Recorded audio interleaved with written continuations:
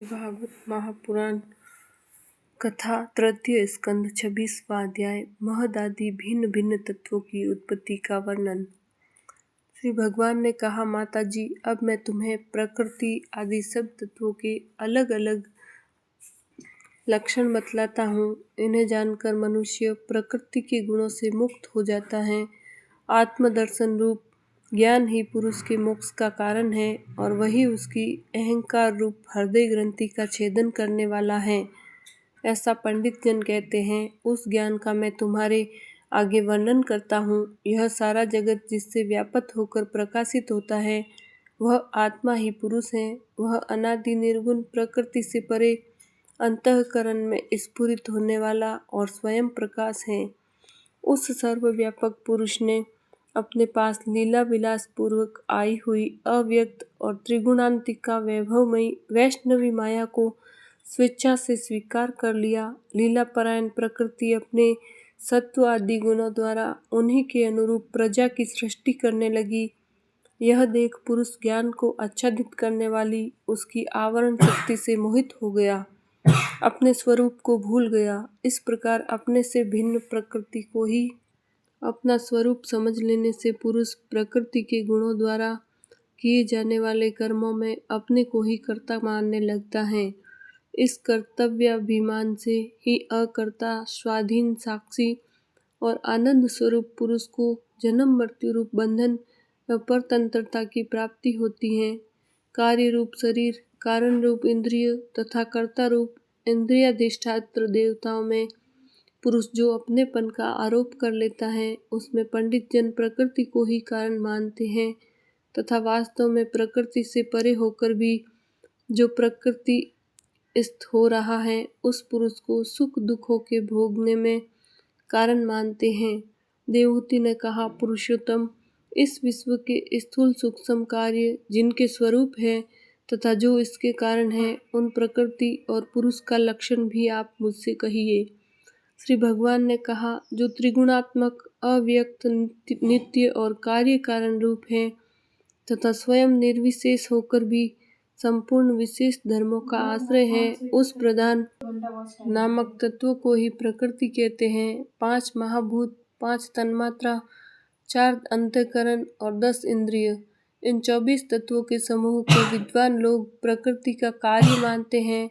पृथ्वी, जल, तेज, वायु और आकाश, ये 5 महाभूत हैं। गंध, रस, रूप, स्पर्श और शब्द, ये 5 तन्मात्र माने गए हैं। श्रोत्र, त्वचा, चक्षु, रचना, नासिक, वाक, पाणी, पाद, उपस्थ और पायु, ये 10 इंद्रियां हैं। मन, बुद्धि, चित्त और अहंकार, इन 4 के रूप में एक ही अंतःकरण अपनी संकल्प, निश्चय, चिंता और अभिमान रूपा 4 प्रकार की वृत्तियों से लक्षित होता है। इस प्रकार तत्वज्ञानी पुरुषों ने सगुण ब्रह्म के सन्निवेश स्थान इन 24 तत्वों की संख्या बतलाई है। इनके सिवा जो काल है, वह 25वां तत्व है। कुछ लोग काल को पुरुष से भिन्न तत्व न मानकर पुरुष का प्रभाव अर्थात ईश्वर की संहारकारिणी शक्ति बताते हैं, जिससे माया के कार्य रूप देह आदि में आत्म तत्व का अभिमान करके अहंकार से मोहित और अपने को कर्ता मानने वाले जीव को निरंतर भय लगा हुआ रहता है। मनुपुत्री, जिनकी प्रेरणा से गुणों की साम्यावस्था रूप निर्विशेष प्रकृति में गति उत्पन्न होती है, वास्तव में वे पुरुष रूप भगवान ही काल कहे जाते हैं। इस प्रकार जो अपनी माया के द्वारा सब प्राणियों के भीतर जीव रूप से और बाहर काल रूप से व्यापक हैं, वे भगवान ही 25वें तत्व हैं। जब परम रूप परमात्मा ने जीवों के अदृष्टवश स्रोत को प्राप्त हुई संपूर्ण जीवों की उत्पत्ति स्थान रूपा अपनी माया में विच्छा भक्ति रूप वीर्य स्थापित किया, तो उससे तेजोमय महतत्व उत्पन्न हुआ। लय विक्षेप आदि रहित तथा जगत के अंकुर रूप इस महतत्व ने अपने में स्थित विश्व को प्रकट करने के लिए अपने स्वरूप को आच्छादित करने वाले प्रलयकालीन अंधकार को अपने ही तेज से पी लिया।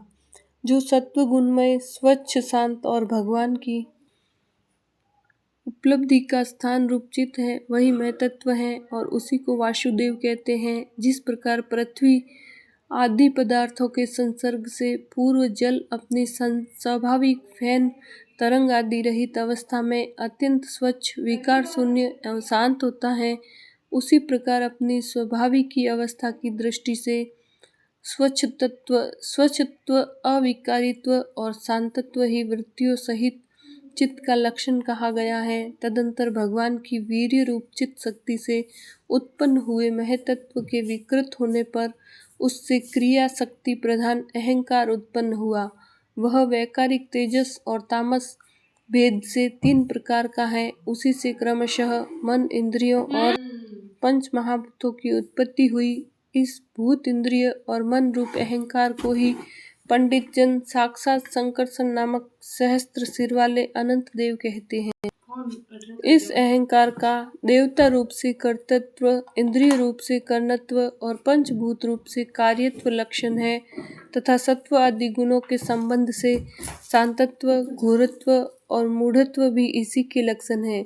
उपयुक्त 3 प्रकार के अहंकार में से वैकारिक अहंकार के विकृत होने पर उससे मन हुआ, जिससे संकल्प विकल्पों के कामनाओं की उत्पत्ति होती है। यह मनसत्व ही इंद्रियों के अधिष्ठाता अनिरुद्ध के नाम से प्रसिद्ध है। योगी जन शरतकालीन नीलकमल के समान श्याम वर्ण वाले इन अनिरुद्ध जी की स्नेह स्नेह मन को वशीभूत करके आराधना करते हैं। साध्वी फिर तेजस अहंकार में विकार होने पर उससे बुद्धि तत्व उत्पन्न हुआ। वस्तु का स्फुरण रूप विज्ञान और इंद्रियों के व्यापार में सहायक होना, पदार्थों का विशेष ज्ञान करना, ये बुद्धि के कार्य हैं। वृत्तियों के भेद से संशय, विपर्य, विपरीत ज्ञान, निश्चय, स्मृति और निद्रा भी बुद्धि के ही लक्षण है। यह बुद्धि तत्व ही प्रद्युम्न है। इंद्रियां भी तेजस अहंकार का ही कार्य हैं। कर्म और ज्ञान के विभाग से उनके कर्मेंद्रिय और ज्ञानेंद्रिय 2 भेद हैं। इनमें कर्म प्राण की शक्ति है और ज्ञान बुद्धि की। भगवान की चेतन शक्ति की प्रेरणा से तामस अहंकार के विकृत होने पर उससे शब्द तन्मात्रा का प्रादुर्भाव हुआ। शब्द तन्मात्र से आकाश तथा शब्द का ज्ञान कराने वाली श्रोतेंद्रिय उत्पन्न हुई। अर्थ का प्रकाशक होना, ओट में खड़े हुए वक्ता का भी ज्ञान करा देना और आकाश का सूक्ष्म रूप होना, विद्वानों के मत में यही शब्द के लक्षण हैं।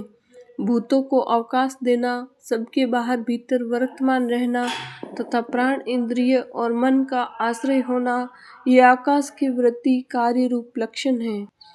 फिर शब्द तन्मात्र के कार्य आकाश में काल गति से विकार होने पर स्पर्श तन्मात्र हुआ और उससे वायु तथा स्पर्श का ग्रहण करने वाली त्वगिंद्रिय त्वचा उत्पन्न हुई। कोमलता, कठोरता, शीतलता और उष्णता तथा वायु का सूक्ष्म रूप होना, ये स्पर्श के लक्षण हैं। वृक्ष की शाखा आदि को हिलाना, तृण आदि को इकट्ठा कर देना, सर्वत्र पहुँचाना, गंध आदि युक्त द्रव्यों को घ्राणेंद्रिय इंद्रियों के पास तथा शब्द को श्रोतेंद्रिय के समीप ले जाना तथा समस्त इंद्रियों को कार्य शक्ति देना, ये वायु की वृत्तियों के लक्षण हैं। तदंतर दैव की प्रेरणा से स्पर्श तन्मात्र विशिष्ट वायु के विकृत होने पर उससे रूप तन्मात्र हुआ तथा उससे तेज और रूप को उपलब्ध कराने वाली नेत्रेंद्रिय का प्रादुर्भाव हुआ। साध्वी वस्तु के आकार का बोध कराना, गौण होना, द्रव्य के अंग रूप से प्रतीत होना, द्रव्य के जैसा आकार, प्रकार और परिमाण आदि हो उसी रूप में उपलक्षित होना तथा तेज का स्वरूप भूत होना, ये सब रूप तन्मात्र की वृत्तियां हैं। चमकना, पकाना, शीत को दूर करना, सुखाना, भूख प्यास पैदा करना और उनकी निवृत्ति के लिए भोजन एवं जल पान कराना, ये तेज की वृत्तियां हैं।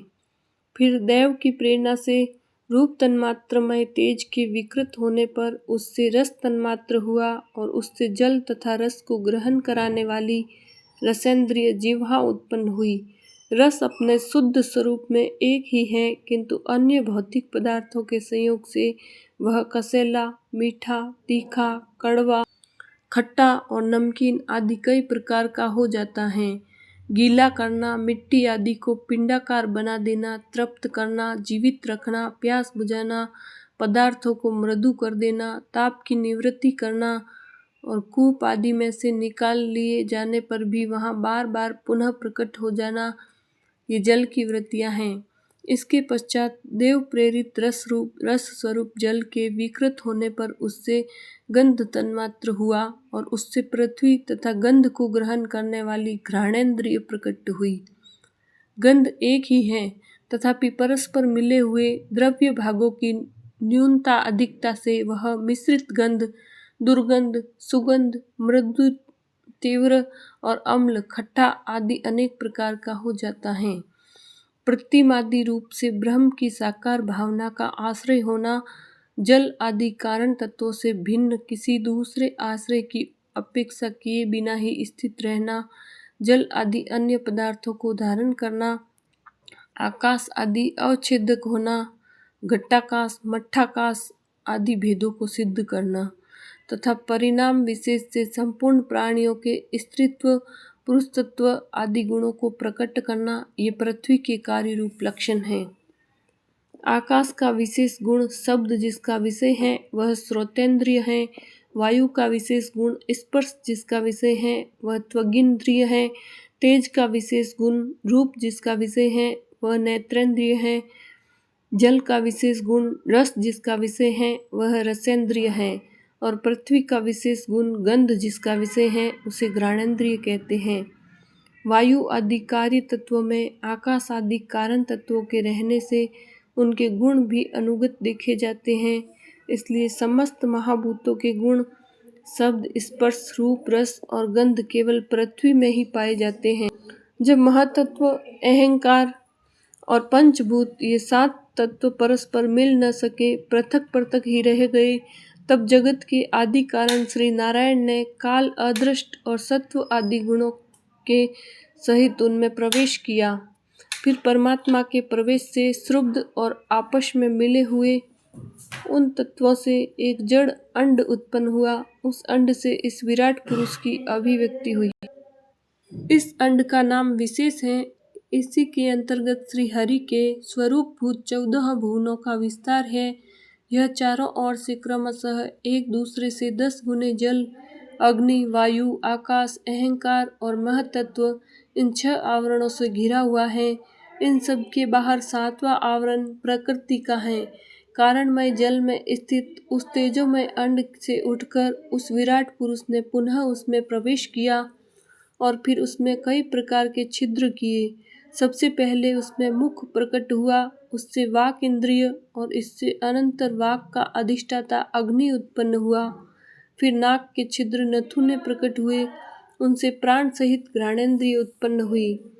घ्राण के बाद उसका अधिष्ठाता वायु उत्पन्न हुआ। तत्पश्चात नेत्र गोलक प्रकट हुए, उनसे चक्षु इंद्रिय प्रकट हुई और उसके अनंतर उसका अधिष्ठाता सूर्य उत्पन्न हुआ।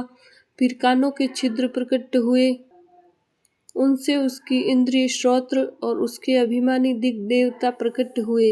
इसके बाद उस विराट पुरुष के त्वचा उत्पन्न हुई, उससे रोम, मूछ, दाढ़ी तथा सिर के बाल प्रकट हुए और उसके बाद त्वचा की अभिमानी औषधियाँ, अन्न आदि उत्पन्न हुई। इसके पश्चात लिंग प्रकट हुआ, उससे वीर्य और वीर्य के बाद लिंग का अभिमानी आपोदेव जल उत्पन्न हुआ। फिर गुद्दा प्रकट हुई, उससे अपान वायु और अपान के बाद उसका अभिमानी लोकों के भयभीत करने वाला मृत्यु देवता उत्पन्न हुआ। तदंतर हाथ प्रकट हुए, उनसे बल और बल के बाद हस्तेंद्रिय का अभिमानी इंद्र उत्पन्न हुआ। फिर चरण प्रकट हुए, उनसे गति गमन की क्रिया और फिर पादेंद्रिय अभिमानी विष्णु देवता उत्पन्न हुए। इसी प्रकार जब विराट पुरुष के नाड़ियाँ प्रकट हुई तो उनसे रुधिर उत्पन्न हुआ और उससे नदियाँ हुई। फिर उसके उदर पेट प्रकट हुआ, उससे श्रुधा पिपासा की अभिव्यक्ति हुई और फिर उदर का अभिमानी समुद्र देवता उत्पन्न हुआ। तत्पश्चात उसके हृदय प्रकट हुआ, हृदय से मन का प्राकट्य हुआ, मन के बाद उसका अभिमानी देवता चंद्रमा हुआ। फिर हृदय से ही बुद्धि और उसके बाद उसका अभिमानी ब्रह्मा हुआ। तत्पश्चात अहंकार और उसके अनंतर उसका अभिमानी रुद्र देवता उत्पन्न हुए। इसके बाद चित्त और उसका अभिमानी क्षैत्रज्ञ प्रकट हुआ। जब ये क्षैत्रज्ञ के अतिरिक्त सारे देवता उत्पन्न होकर भी विराट पुरुष को उठाने में असमर्थ रहे तो उसे उठाने के लिए क्रमशः फिर अपने अपने उत्पत्ति स्थानों में प्रविष्ट होने लगे। अग्नि ने वाणी के साथ मुख में प्रवेश किया, परंतु इससे विराट पुरुष न उठा। वायु ने घ्राणेन्द्रिय सहित नासा छिद्रों में प्रवेश किया, फिर भी विराट पुरुष न उठा। सूर्य ने चक्षु के सहित नेत्रों में प्रवेश किया, तब भी विराट पुरुष न उठा।